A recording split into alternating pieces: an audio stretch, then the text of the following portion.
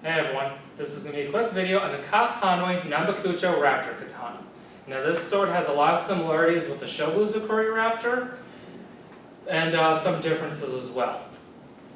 Of course, obviously the name is different, but the similarities are that the scars are very similar, although this one is slightly longer by about 1/4 inch.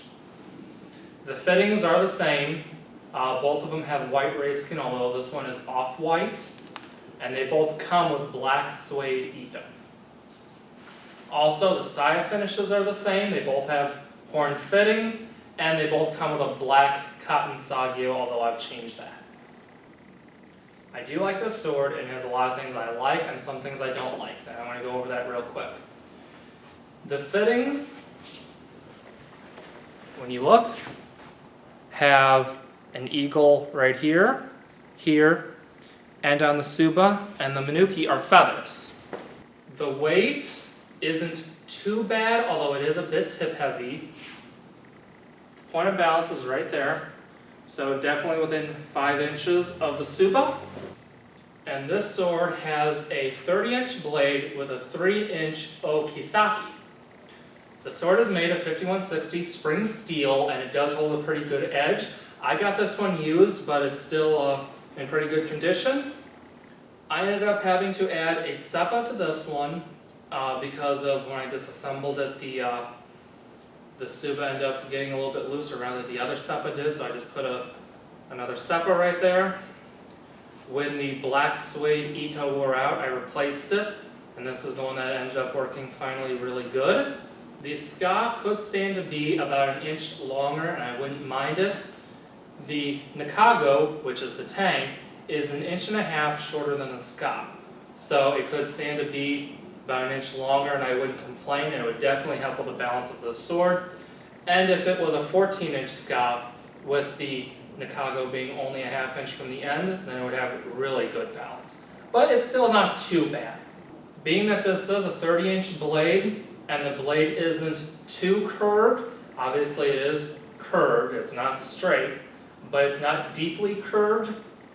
It is slightly more difficult to draw than the Shobu because it has a longer blade, but still not too difficult, especially if you're already tall.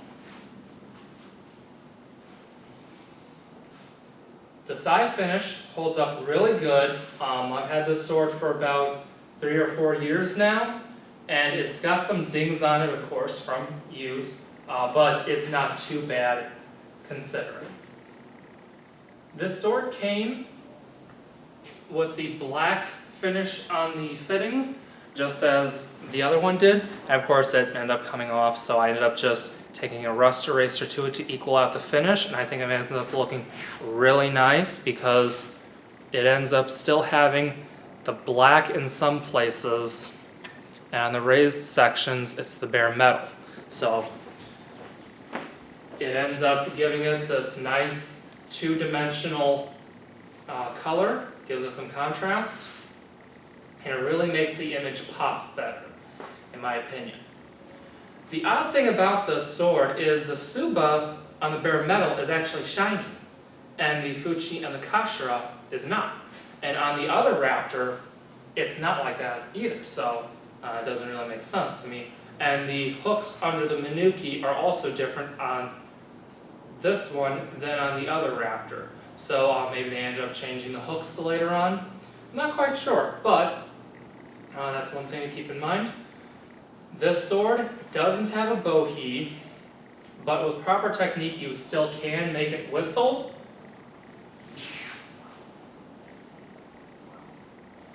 Maybe hard to hear, but that is whistling. The bohi, of course, would enhance the whistle and lighten it, but for a cutter, it would also create drag in certain circumstances. So I definitely like it better without the bohi.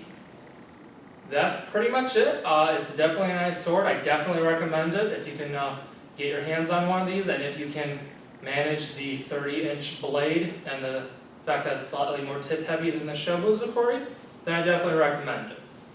I hope this was helpful and informative. Be sure to like, share, and subscribe. Follow me on Facebook, Instagram, and Twitter. And I'll see you in the next video. See ya!